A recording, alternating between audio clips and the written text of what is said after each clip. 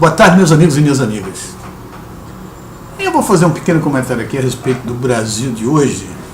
Um problema grave, econômico, caos estabelecido, e que está muito difícil de aparecer uma luz no final do túnel. Uma das coisas básicas que a gente pode pensar a respeito disso é que o Brasil é um país sem projeto. E eu vou mostrar aqui a vocês. O PT, 14 anos no poder, 13, aliás, né, porque não chegou aos 14. O PT tinha dois projetos básicos fundamentais. E ele sempre fala dos nossos projetos. Os petistas, Humberto Costa, Lula, o Disseu falava muito do nosso projeto, o projeto que as pessoas não querem que desenvolva o projeto. Qual eram os projetos do PT? Será que alguém sabe qual era o projeto do PT? Eu entendi que existiam dois projetos fundamentais no PT. Primeiro, inclusão social.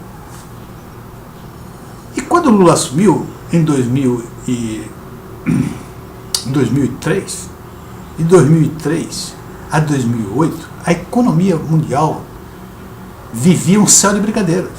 Nunca a economia mundial cresceu tanto como naquele período. E todos nós sabemos que a China foi a grande compradora de commodities.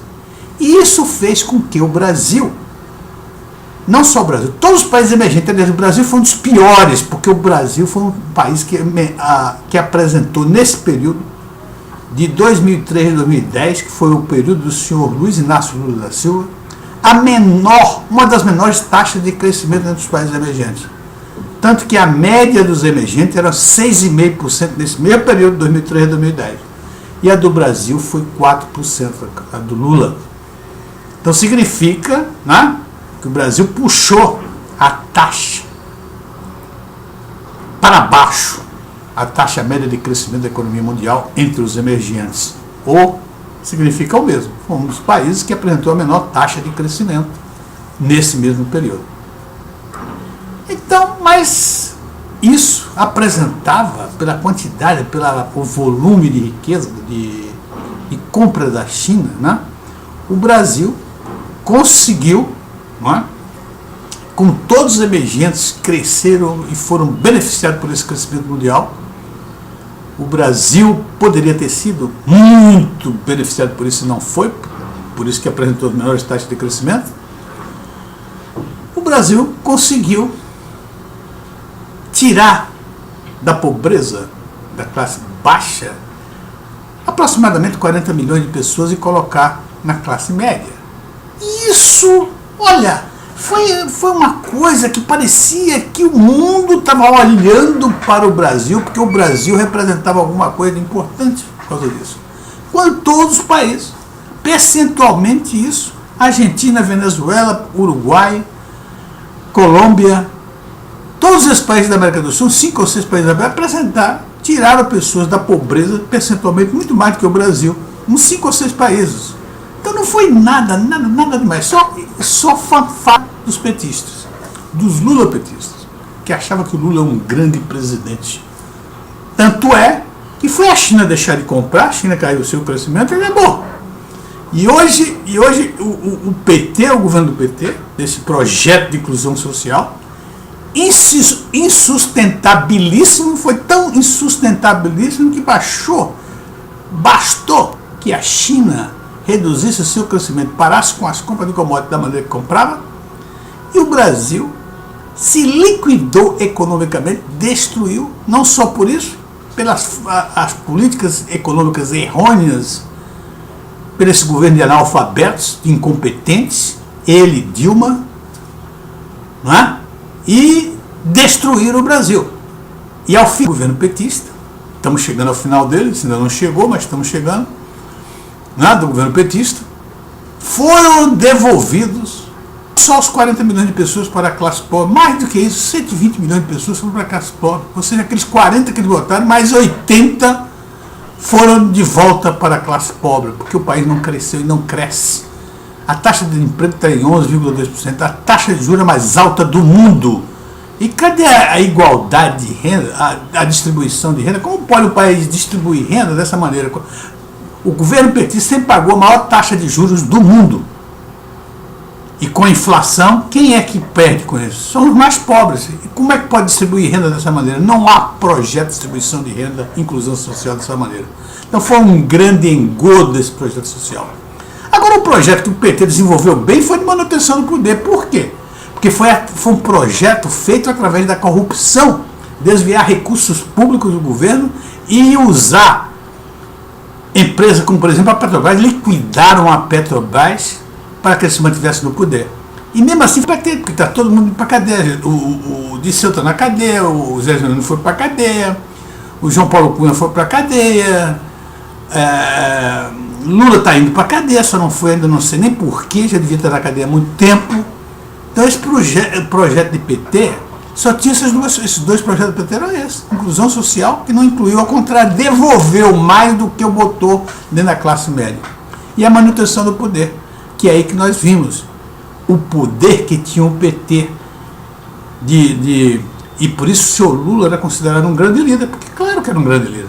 Roubava o dinheiro da Petrobras, alimentava esses políticos corruptos o tempo todo, quer dizer, ele virou o líder dos corruptos.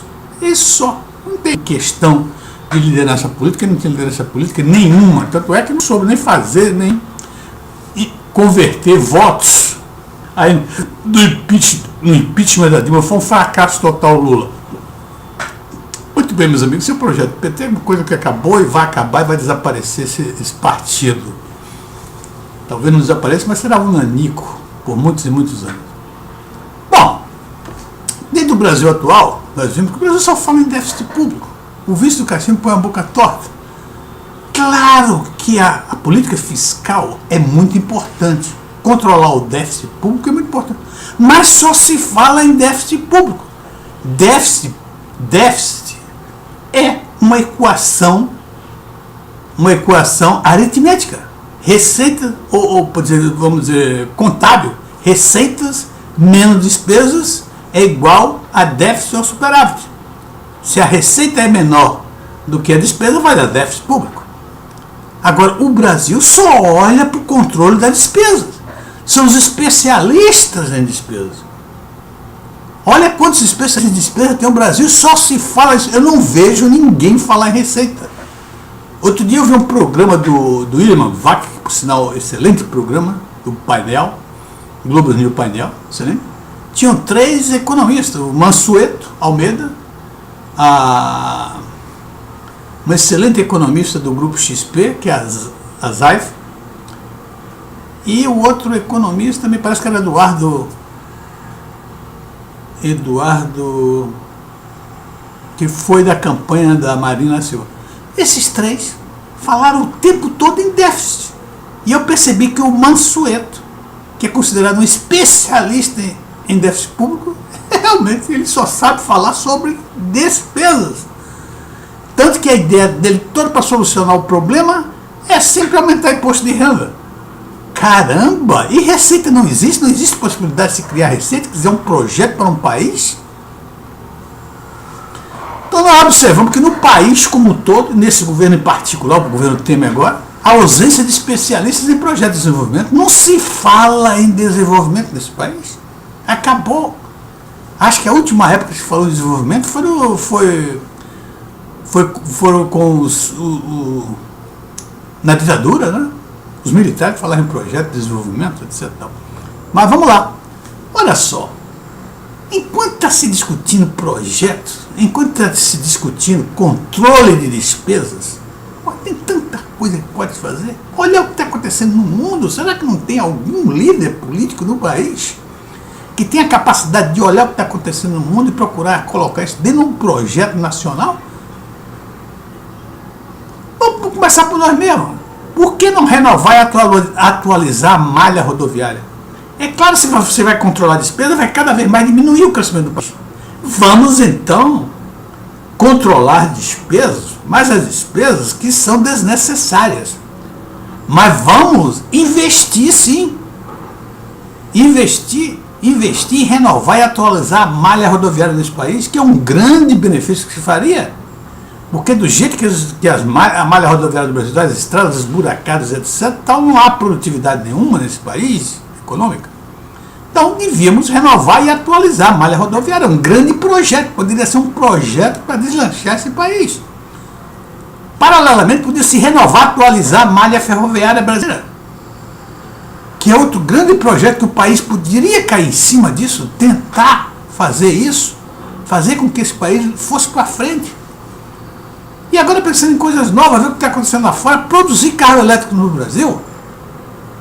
Tem algumas empresas interessantíssimas, mundiais, que querem vir para o Brasil, basta um incentivo fiscal, como nós fizemos em relação aos carros que nós produzimos hoje. Só é dar incentivo fiscal por 5 ou 10 anos, mandar produzir carros no Brasil, carros elétricos no Brasil. E outro projeto, investir em preparar uma malha nacional para a circulação de carros elétricos, mais cedo ou mais tarde isso vai acontecer. Por que não preparar agora, que precisamos economicamente, ficar preocupado com despesas pequenas? Vamos produzir, vamos emitir papel, para produzir uma malha nacional para os elétricos. Carros automáticos que está se produzindo.